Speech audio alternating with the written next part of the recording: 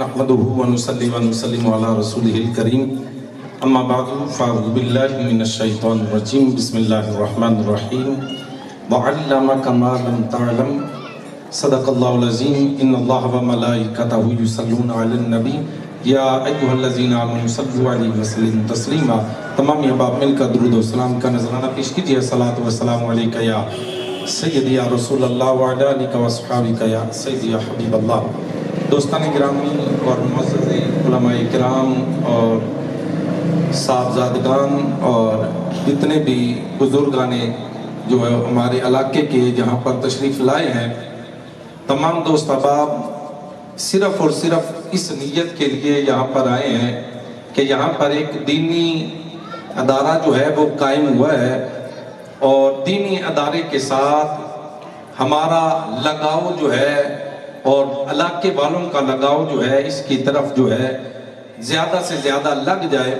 دوستان گرامی، اللہ رب العزت نے قرآن مجید فرقان حمید میں ارشاد فرمایا کہ اے حبیب، ہم نے آپ کو وہ علم عطا کیا جو آپ پہلے نہیں جانتے تھے۔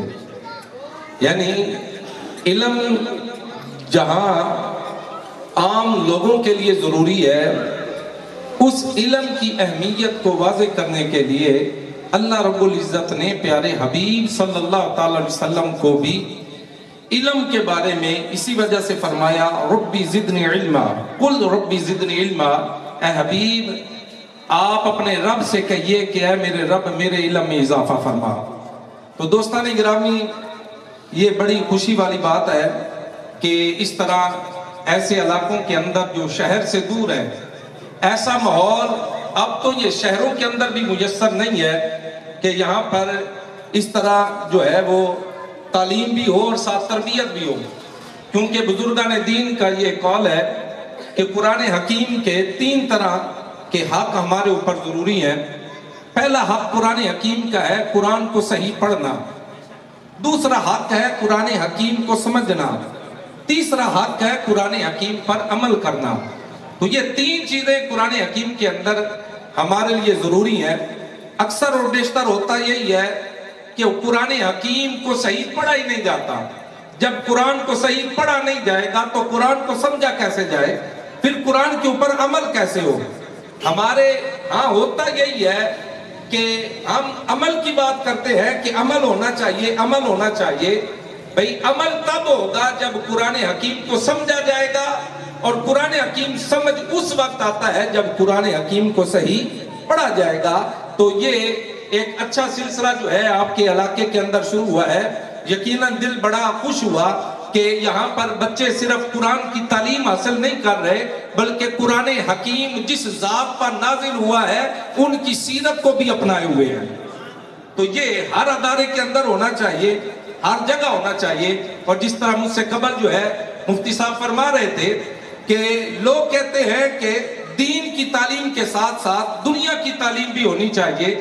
ہمارا نظریہ تو یہی ہے کہ ہونی چاہیے، لیکن اکثر و بیشتر ہم اس بات کی طرف توجہ نہیں دیتے ہیں کہ ہمارے علاقے کے اندر، ہمارے قصبے کے اندر، شہر کے اندر کتنے ایسے لوگ ہیں جنہوں نے بڑی بڑی ڈگریاں حاصل کی ہیں، لیکن ان کے پاس دین کی تعلیم نہیں ہوتی ہے۔ اگر آپ کے علاقے کے اندر کوئی دین کا طالب علم ہے تو اس کی حوصلہ افزائی کیجئے کہ اس نے قرآن حکیم کو سینے کے اندر محفوظ کیا، قرآن حکیم کو سمجھ رہا ہے، پھر عمل کر کے لوگوں کو تبلیغ کر رہا ہے۔ نبی کریم صلی اللہ علیہ وسلم نے قرآن حکیم کی تعلیم کے متعلق اور دین سیکھنے کے متعلق اسی وجہ سے ارشاد فرمایا کہ جو طالب علم کسی عالم دین کے دروازے پر بار بار جاتا بھی ہے، آتا بھی ہے دین سیکھنے کے لیے، اللہ کریم اس طالب علم کو جنت کے اندر ایک محل عطا فرمائے گا۔ اور فرمایا جب وہ زمین پر چلتا ہے تو زمین اس کے لیے بخشش کی دعائیں کرتی ہے۔